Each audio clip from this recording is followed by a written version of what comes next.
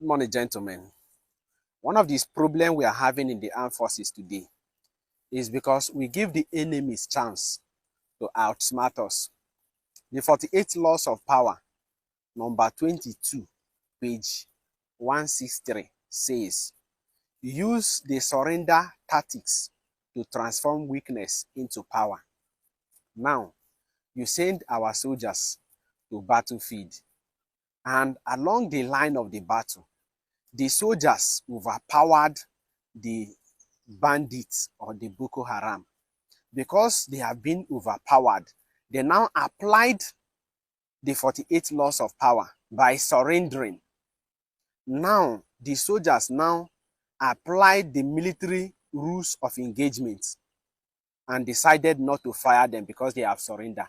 At this stage, they got them arrested in order to investigate them and get more of their secrets. Now, instead of focusing on getting their secrets, the government now retained them and said they are repented Boko Haram.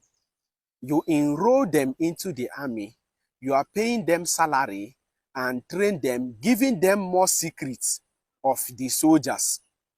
And by the time they got the power, they will reinforce more and come back for you because of what? They already know your